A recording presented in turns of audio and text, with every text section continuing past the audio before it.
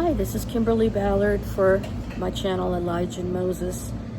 I just wanted to come talk to you today about the crown of thorns that's in Paris and give you a little bit of information about the history of it and let you know what happened here, because last December 13th of 2024, the crown of thorns returned to the Notre Cathedral after the fire that had happened and after they did the renovations. And the ancient relic, said by some to have been placed on the head of Jesus Christ at his crucifixion, has returned to Notre Dame 5 years after it was saved from a fire that devastated the cathedral in Paris. The crown of thorns, comprising a circular of rushes encased in a crystal and gold tube, was brought back to the newly restored cathedral in a ceremony overseen by the Archbishop of Paris, Laurent Ulrich. The crown was acquired by King Louis IX of France in Constantinople in 1239 for 135,000 livres, nearly half France's annual expenditure at the time. Initially kept at the Sainte-Chapelle, it was moved to Notre Dame's treasury in 1806, where it remained until the fire which ripped through the 850-year-old building.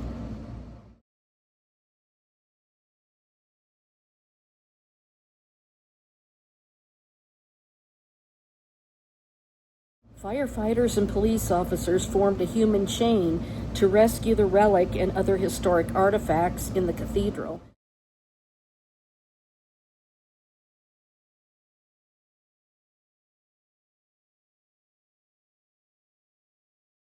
The fire destroyed the cathedral's wooden interiors and its spire. The crown, which was kept at the Louvre Museum at one point, while the famed cathedral underwent extensive renovation, has been placed in a newly built reliquary to replace the one from 1806. The ceremony marking its return was led by a procession attended by members of the Equestrian Order of the Holy Sepulchre, which was a Catholic order of knighthood.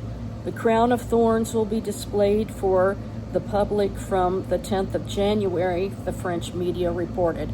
According to the Bible, the crown of thorns was used by Jesus' captors to cause him pain and mock his claim of authority as king. The cathedral reopened its doors to the public on December 8th after extensive restoration works, which cost a reported £700 million and involved an estimated 2,000 masons, carpenters, restorers, roofers, foundry workers, art experts, sculptors, and engineers. Its reopening ceremony was attended by world leaders. In a speech at the event, French President Emmanuel Macron said of the restoration, "We must treasure this lesson of fragility, humility, and will." And now it just started sprinkling, so now it's raining, and I'm getting a little bit wet here. King Louis IX of France, later known as Saint Louis, acquired the crown of thorns relic from Baldwin II, the Latin emperor of Constantinople, in 1238 and brought it to Paris. He built the Sainte-Chapelle to house the relic, which remained there until the French Revolution, when it was moved to the Cathedral of Notre Dame for protection. The crown is a treasured relic of Christ's passion and is considered a symbol of piety and the legitimacy of French kingship. The crown came from the Latin Empire of Constantinople, a fragile state in the early 13th century. And of course, I had told you that they had the Church of the Apostles there, and at first the relics of Jesus were taken to Constantinople to the Church of the Apostles, and then they were put in the Hagia Sophia Church, which was later raided by violent Muslims. So Christian crusaders were sent out to try to recapture these relics of Christ. All of these relics have been housed in the huge Hagia Sophia Church. And they also had these paintings of Jesus and the disciples and Mary, and the Muslims painted over it with the name of their crescent moon god. That's just a little history that I happen to know on top of it. But the purchase in 1238, Emperor Baldwin II, seeking to secure funds for his empire, offered the crown to Louis IX. Louis paid a large sum to acquire it. The acquisition elevated the prestige of France at Paris, making the city a, quote, New Jerusalem for Western Christendom. The Sainte-Chapelle. Louis IX built a special chapel, the Sainte-Chapelle, which was completed in 1248, specifically to house the crown of thorns and other relics. Notre Dame. After the French Revolution, the relic was restored to the Catholic Church and deposited in the Cathedral of Notre Dame. In 1239, the relic began its overland journey to France, with a stop in Venice before its arrival in Paris. Louis IX himself carried the crown in a penitential procession. I read that he was barefoot and that they blew trumpets, and there was all kinds of cheering on the way in the procession. And it was initially placed in the Notre Dame Cathedral before its permanent home was built in the Sainte-Chapelle. On August 10th, 1239, Louis IX met the crown near Villeneuve-les-Arquebues.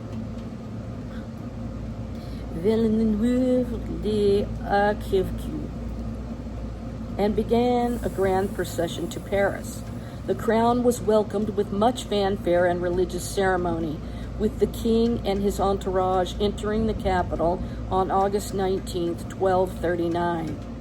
Louis IX had the Sainte-Chapelle built specifically to house the relic and other relics of Christ's Passion, and the crown was installed there in 1248.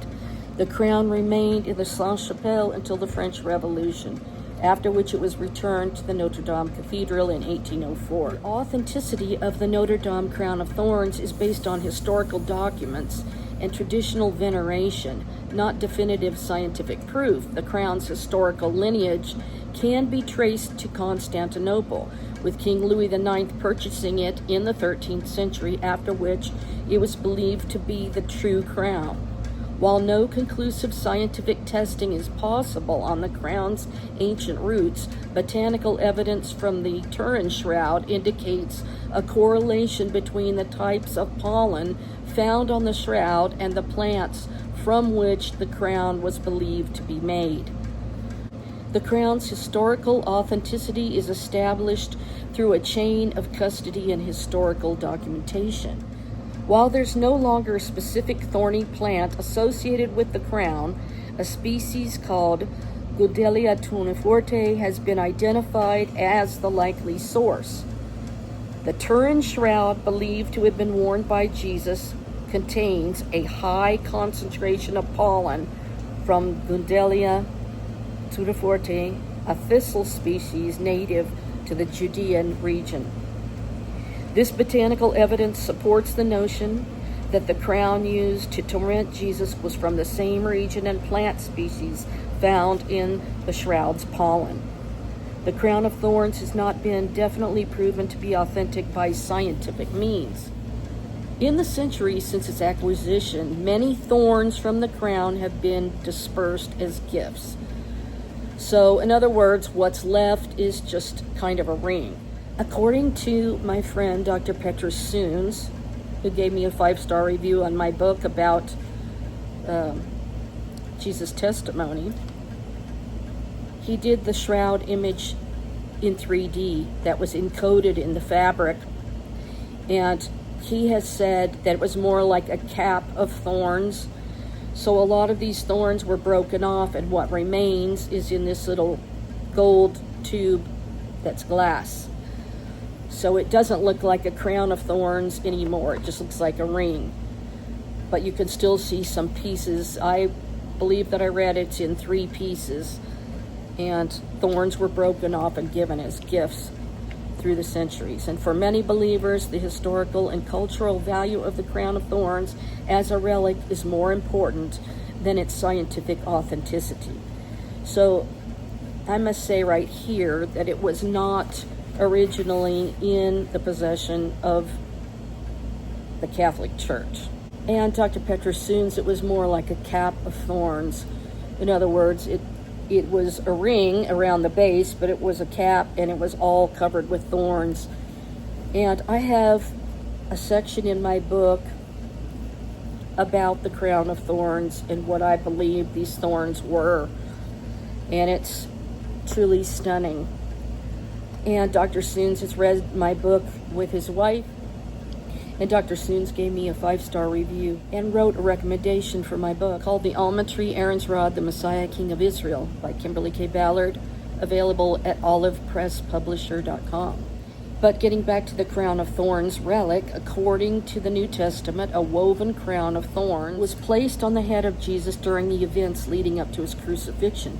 It was one of the instruments of the passion employed by Jesus' captors, both to cause him pain and to mock his claim of being a king and having authority.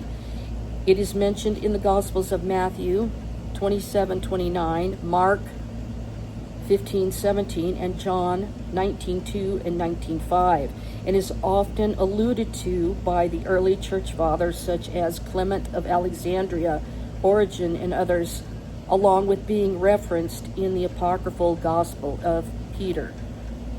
Since around 400 AD, a relic has been venerated as the crown of thorns. The Frank Emperor of the Middle East kept it in his own chapel. Louis IX acquired it in 1239 from the Emperor Baldwin II, who was financially in debt due to heavy military expenses. Louis IX built the Sainte-Chapelle as the monumental reliquary to house the relic. Transferred to the French National Library during the Revolution of the 18th century, the crown of thorns has been displayed at Notre Dame in Paris since 1804, where it is venerated each first Friday of the month. The crown is made of reeds formed into a circle and attached with reed fasteners, originally branches of ziziphus. On the 15th of April 2019, it was rescued from a fire and moved to the Louvre Museum.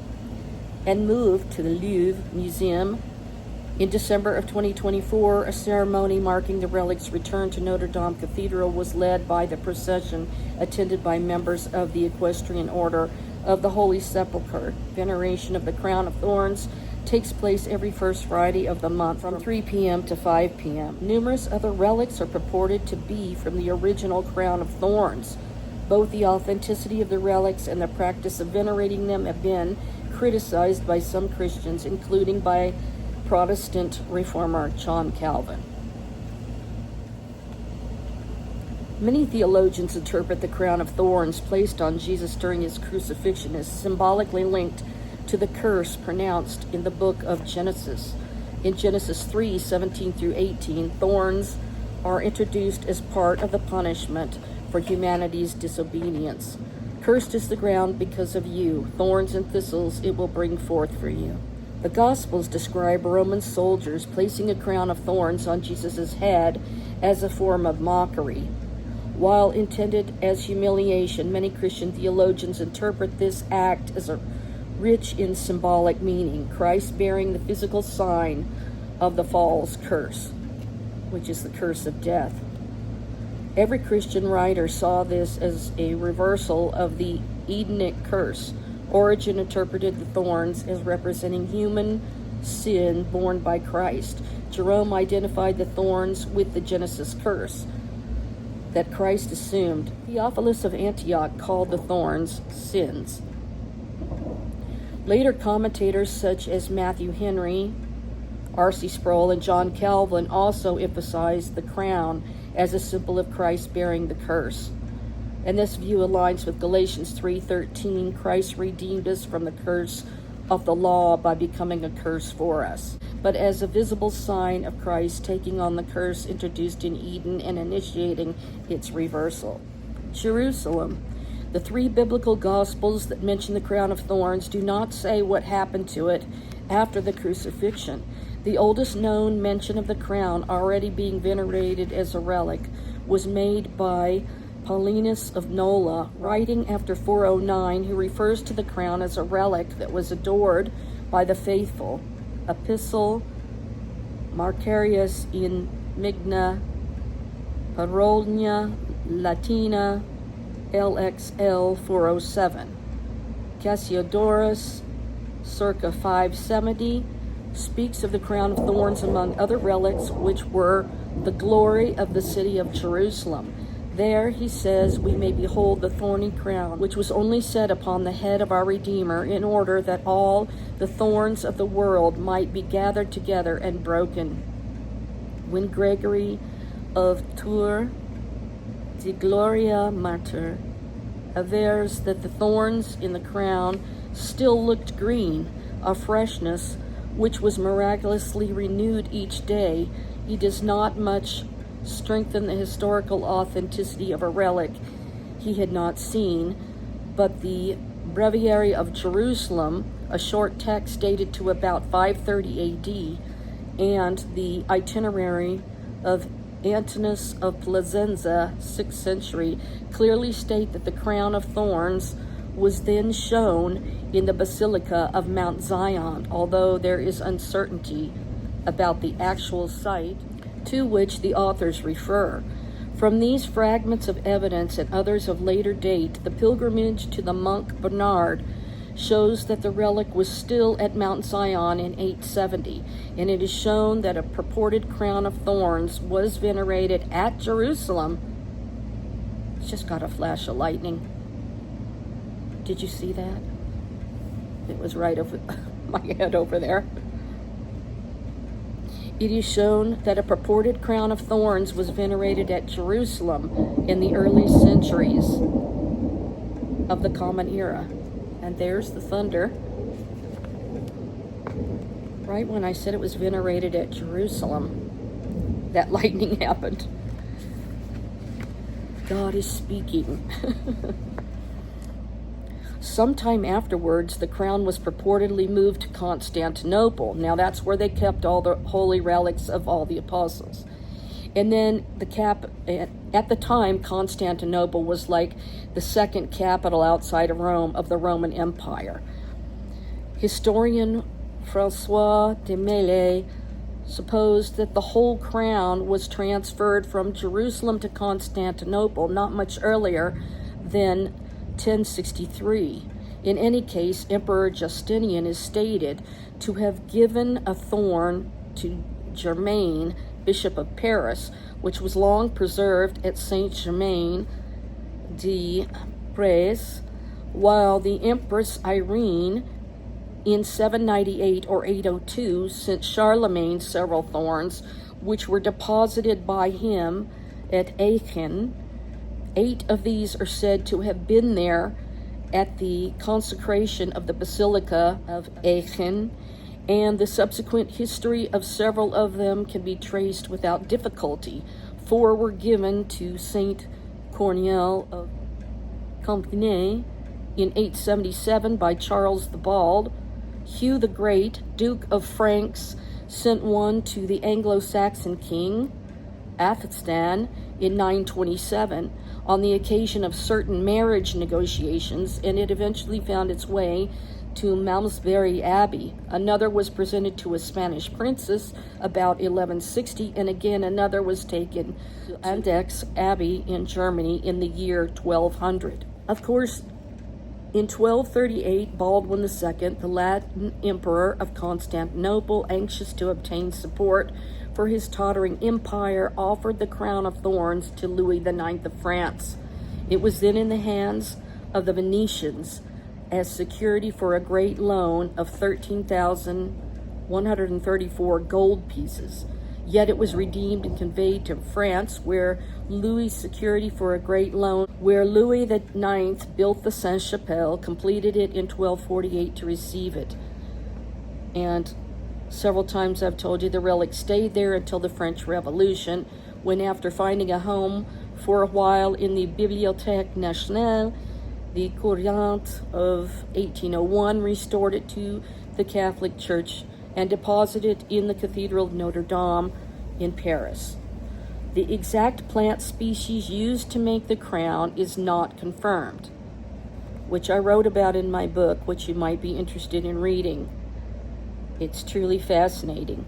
And the relic that the church received was examined in the 19th century, and it appeared to be a twisted circlet of rushes of Juncus balticus, a plant native to the maritime areas of northern Britain, the Baltic region, and Scandinavia. The thorns preserved in various other reliquaries appeared to be Ziziphus spinacristi, a plant native to Africa and southern and western Asia, and had allegedly been removed from the crown and kept in separate reliquaries since soon after they arrived in France.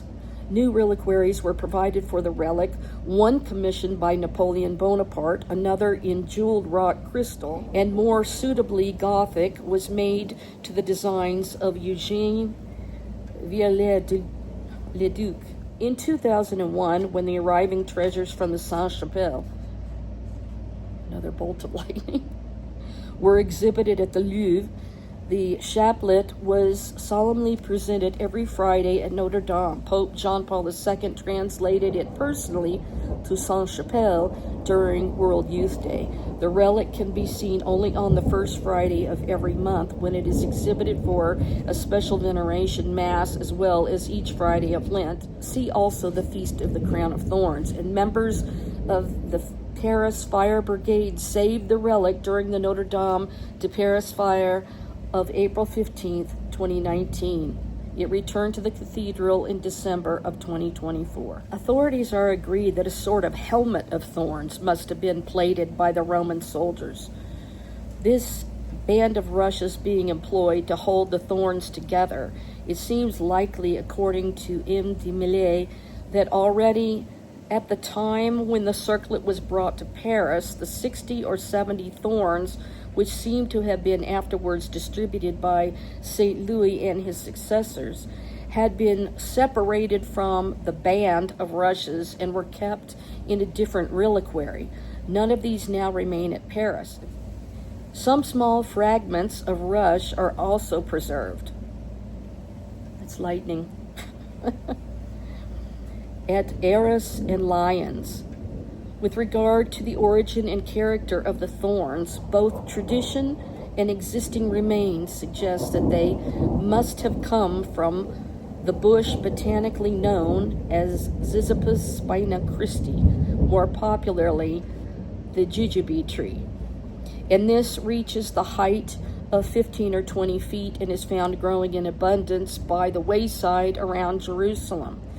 The crooked branches of this shrub are armed with thorns growing in pairs, a straight spine with a curved one commonly occurring together at each point.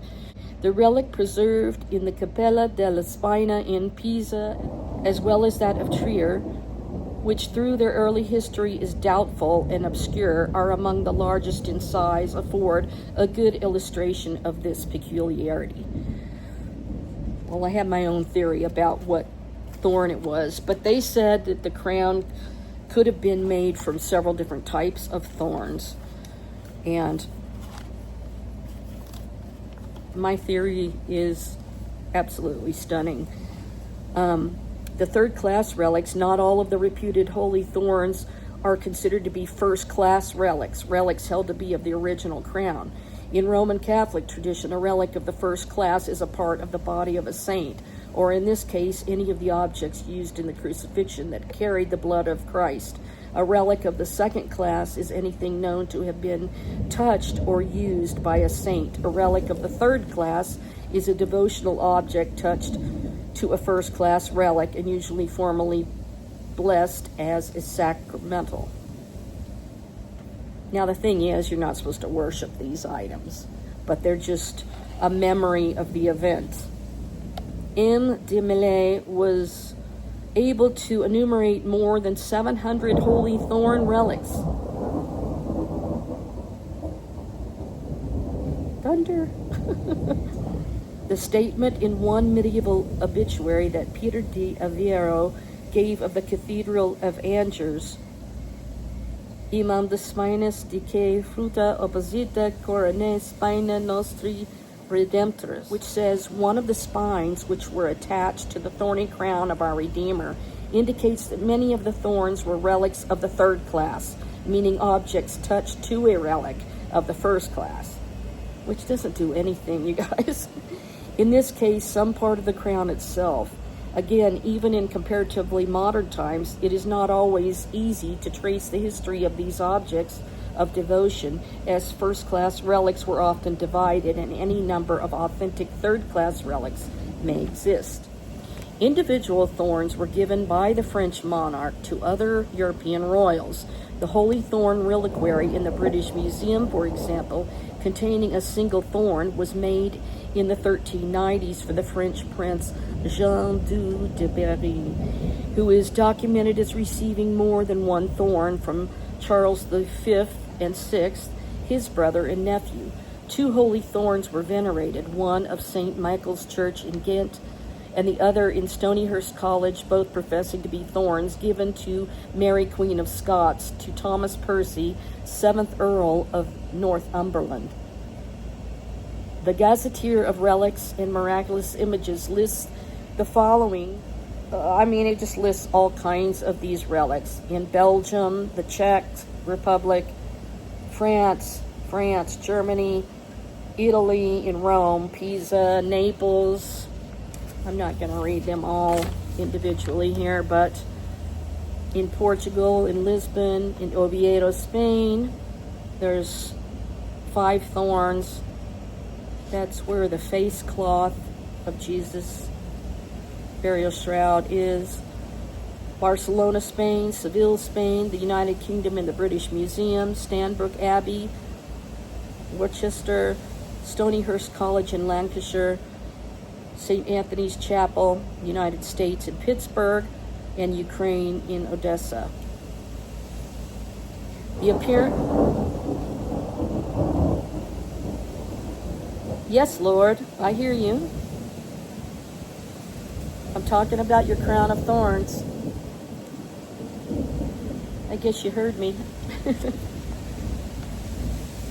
The appearance of the crown of thorns in art, notably upon the head of Christ in representations of the crucifixion, or the subject, ecce homo, arises after the time of St. Louis and the building of the Sainte-Chapelle. Catholic Encyclopedia reported that some archaeologists had professed to discover a figure of the crown of thorns in the circle which sometimes surrounds the Chi-Rho emblem on early Christian sarcophagi, but the compilers considered that it seemed to be quite as probable that this was only meant for a laurel wreath.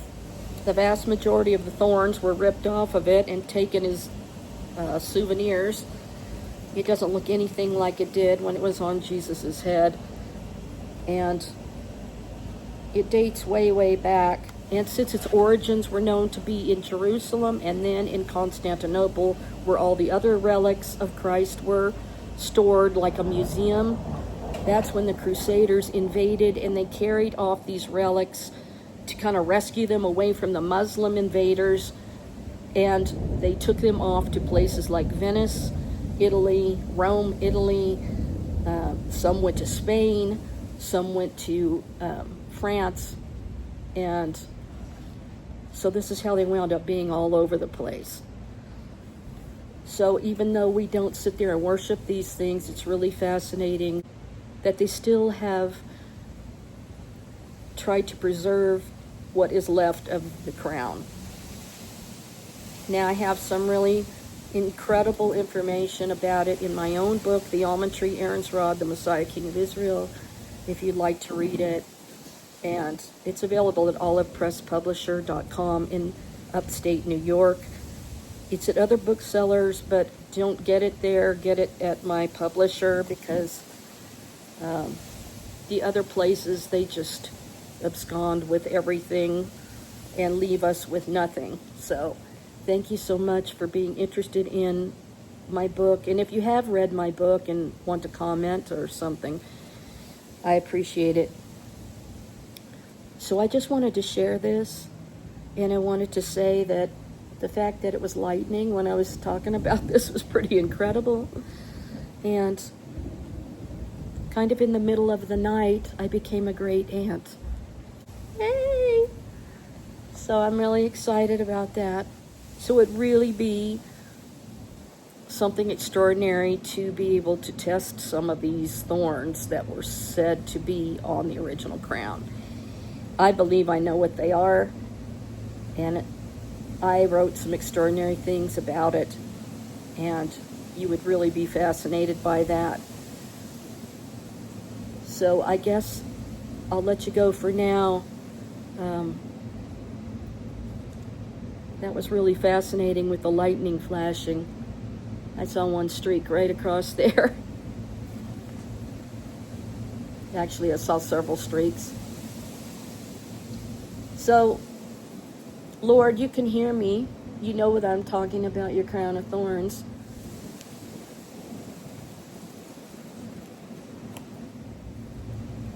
So that's just some of the stunning history of the said to be relic of the crown of thorns of Jesus Christ of Nazareth.